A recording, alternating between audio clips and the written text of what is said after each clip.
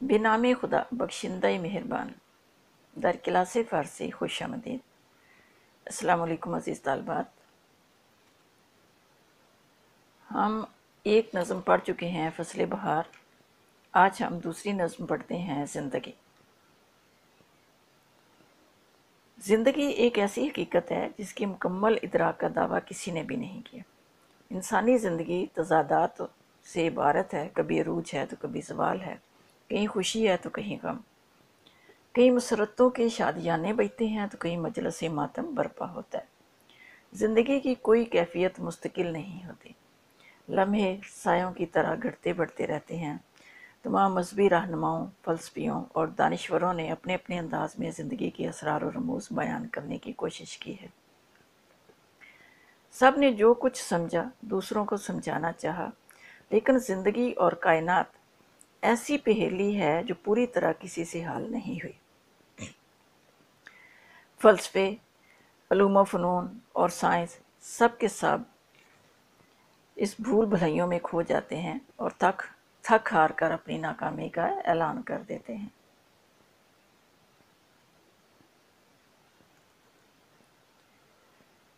मुख्तलिफ अदवार में मुख्तलिफ ज़ुबानों के शायरों ने भी ज़िंदगी की गुत्थी सुलझाने की कोशिश की है। इसके नतीजे में हर ज़ुबान के अदब में ज़िंदगी की कदीम व जदीद ताबीरों का अच्छा खासा ज़ख़ीरा फ़राहम हो चुका है। ये तमाम अदब पारे ज़िंदगी की मुख्तलिफ रंगों की तस्वीरें दिखाते हैं और इनकी तशबीहों और इस्तारों में हयात व कायनात के रंग बिरंगे अक्स व नक्श झिल मिलाते हैं। ये अदबी तख्लीक़ात जहाँ मुख्तलिफ शुरा के फ़िक्र फ़न की आइनादार हैं, वह ज़िंदगी के अक्सर व बिश्तर नशीब व फराज की तर्जमानी भी करती हैं। ज़िंदगी के बारे में सबसे बड़ी मुत्तफ़िक़ा हकीकत ये है कि ज़िंदगी आरज़ी है। ज़िंदगी के बारे में सबसे बड़ी मुत्तफ़िक़ा हकीकत ये है कि ज़िंदगी आरज़ी है, इससे दवाम हासिल नहीं होता। पायदारी इसकी तकदीर में नहीं लिखी गई। ये अच्छी हो या बुरी, फ़ानी और लम्हाती है, लेकिन ये चंद लम्हे भी तो हर एक के नसीब में नहीं होते। इल्लामा मोहम्मद इकबाल ने अपनी इस नज़म में शायराना असलूब में भी यही हकीकत बावर कराने की कोशिश की है। ज़िंदगी के बारे में हर शख्स का ज़ाती तजर्बा दूसरों से मुख्तलिफ होता है। किसी के लिए ज़िंदगी कांटों की सींच होती है और किसी के लिए पंखुड़ियों का बिछोना। कोई ज़िंदगी को खंदा तबस्सुम समझता है तो कोई इसे सरापा आहो नाला करार देता है। कोई इससे कामयाबी और कामरानी से ताबीर करता है तो किसी के लिए शिकस्त मुसलसल के सिवा कुछ नहीं होती। इन सब में जो चीज़ मुश्तरक है वो इसका फनापज़ीर होना है। इल्लामा इकबाल ने अपनी इस मुख्तसर खूबसूरत नज़म में बादल और बिजली को मुजस्सम करके इनकी आपस में होने वाली गुफ्तगू को बड़े दिल आवेज़ पैराई में बयान किया है। ज़िंदगी नज़म पढ़ते हैं। शबीज़ार नालीत अब्रे बहार कि इन ज़िंदगी गिरियाए पहम अस्त, दर खशीद बर के सुबुक सैर व गोफ्त ता गर्दाई खंदाई यकदम अस्त, नादानम बेगुलशन के बुरद इन खबर सुखन हा मियाने गुलो शबनम अस्त। मुश्किल अल्फाज के मायने नोट करें। शबी शब कहते हैं रात को, ये इसमें या वहदत है, एक के मायनों में आई है। शबी एक रात। ज़ार ज़ारो कतार। नालीद नालीदन मस्तर से है, वो रोया। पहम मुसलसल लगातार। दरखशीद दरखशीदन मस्तर से है, वो चमकी। बर्क बिजली को कहते हैं। खता करदाई तूने गलती की है, तू गलती पर है, तूने गलत कहा है। खता करदन इसका मस्तर है। खता करदाई तूने गलत कहा है।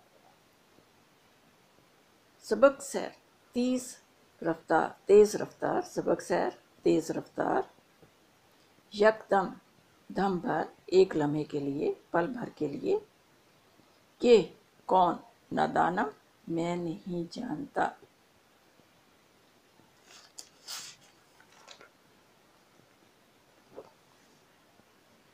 برت بردن مصدر سے ہے، لے گیا، سخن باتیں، سخن ہے اس کی جمع ہے۔ چلیں ہم اس کا ترجمہ پڑھتے ہیں۔ شبی زار نالید ابر بہار کہ ان زندگی گریائے بہم است۔ ایک رات بہار کے بادل نے روتے ہوئے کہا کہ یہ زندگی مسلسل رونے دھونے کا نام ہے۔ ایک رات بہار کے بادل نے روتے ہوئے کہا کہ یہ زندگی مسلسل رونے دھونے کا نام ہے۔ درخشید بر کے سبک سیر و گفت عطا کردئی خندئی یکدم است۔ درخشید چمکی، برقِ سبک سیر تیز رفتار بجلی چمکی، و گفت اور اس نے کہا خطا کردئی تو نے غلطی کی ہے، خندئی یکدم است یہ ایک لمحے کی مسکراہٹ کا نام ہے۔ تیز رفتار بجلی چمکی اور اس نے کہا کہ تو نے غلطی کی ہے، زندگی تو ایک لمحے کی مسکراہٹ کا نام ہے۔ نادانم بے گلشن کے برد ان خبر سخنہا میانے گلو شبنم است۔ نادانم میں نہیں جانتا، بے گلشن کے برد ان خبر کہ باغ میں یہ خبر کون لے گیا، سخنہا میانے گلو شبنم است گلاب کے پھول اور شبنم کے درمیان میں بھی یہی باتیں ہو رہی تھیں۔ نادانم بے گلشن کے برد ان خبر سخنہا میانے گلو شبنم است۔ میں نہیں جانتا کہ باغ میں یہ خبر کون لے گیا، کیونکہ گلاب کے پھول اور شبنم کے درمیان بھی یہی باتیں ہو رہی تھیں۔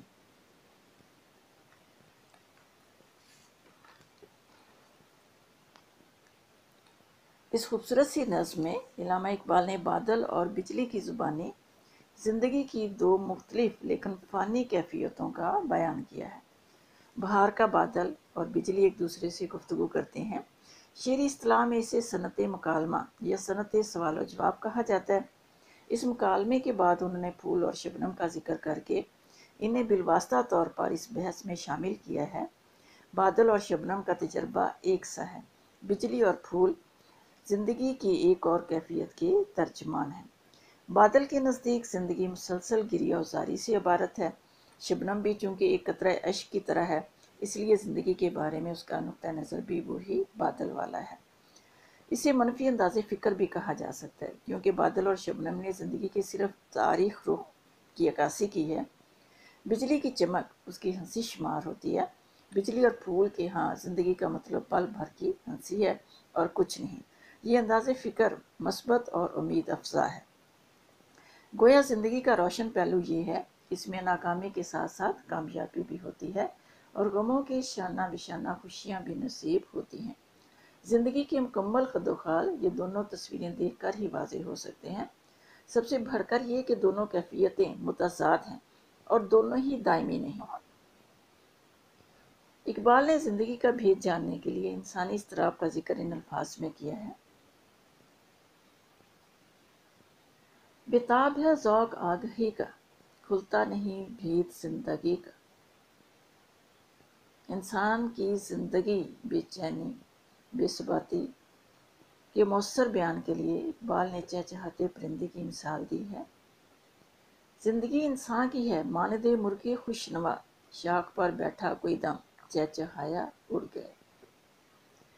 زندگی کی فنا پذیری اور مہلت عمر کے لمحاتی ہونے کا احساس کلام اقبال میں متعدد مقامات پر واضح ہوتا ہے۔ ان کا کہنا ہے کہ یہ تو طے شدہ حقیقت ہے کہ انسان کی زندگی عارضی ہے، لیکن یہ خود انسان کے اپنے بس میں ہے کہ ان لمحوں کو مثبت انداز میں گزارے یا منفی انداز میں، قنوطیت میں مبتلا رہے یا رجائیت اختیار کرے، خود غرضی اختیار کرے یا دوسروں کے کام آنا سیکھے۔